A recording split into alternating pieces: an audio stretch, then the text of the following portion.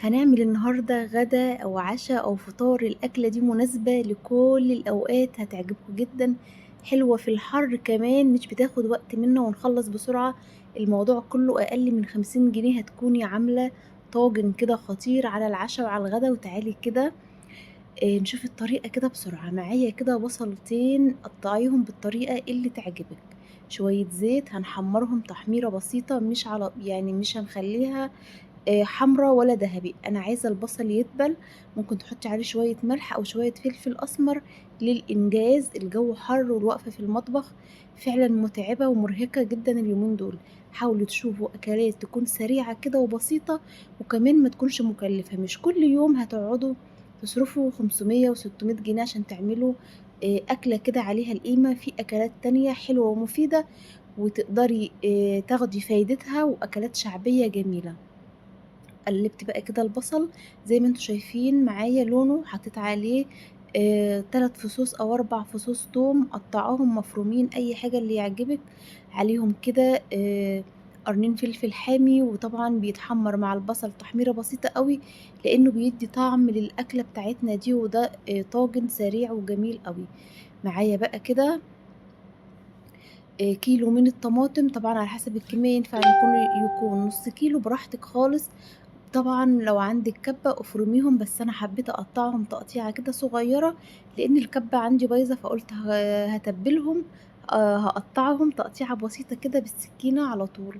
هاتي بقى كده التوابل العادية بتاعتنا خالص. فعلًا أكلة من بساطتها وطعمها الجميل ما تخيّلتش النتيجة وطعمها، ما تخيّلتش إن البيت كلّه هيُعجب بيها أوي كده. خلّصت بقى كده الطماطم، حطيت التوابل العادية كمون، فلفل أسمر، ملح، شوية بابريكا. وجِبت بقى كده بعد ما اتسبِّكت شوية مش كتير كيس فول من اللي أنا مفرّزاه. يعني شوفي السهولة والجمال، الفول كنت مفرّزاه في الفريزر، طلّعت الكيس كده على طول وحطيته على الخليط بتاعنا ده كلّه. وبعد كده سِبته شوية، يعني دقيقتين كده 3. وهاتي بقى كمية البيض اللي أنتِ حابة تحطيها، بعد ما تتأكدي إن الطاجن تمام كده بهاراته وملحه وكل حاجة كده جاهزة. هاتي كده كمية البيض اللي أنتِ محتاجة تحطيها، وهتاكلي أحلى طاجن فول بالبيض في حياتِك. والله العظيم أكلة خفيفة وسريعة، وطعم البيض أنا ما تخيلتش الجمال والحلاوة. أنا عملته مرة واحدة من زمان، وبعد كده بقى العيال أخدنا الأجازة والعيال قعدت في البيت، وكل يوم عايزة تعملي وتفكّري وتعملي حاجات مختلفة. قُلت طَب إيه المشكلة أمّا أجرّبه النهارده.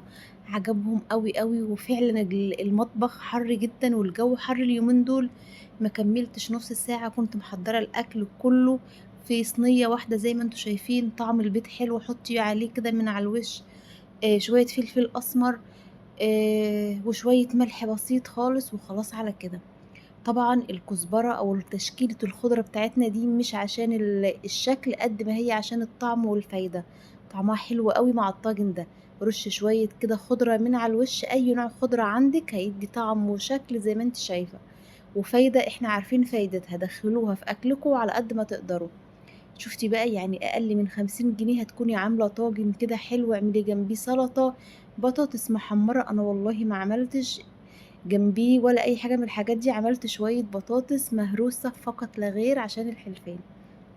لإني أنا باحاول أقلل زيوت على قد ما أقدر، أقلل حاجات تكون أعمل لهم حاجات تكون حلوة وتكون فيها نسبة دهون قليلة شوية على قد ما نقدر، لإن الموضوع بقى صعب أوي. حاولوا كده تهتموا بصحتكم، تعملوا أكلات تكون اقتصادية مرّة، مكلفة يعني الدنيا هتمشي.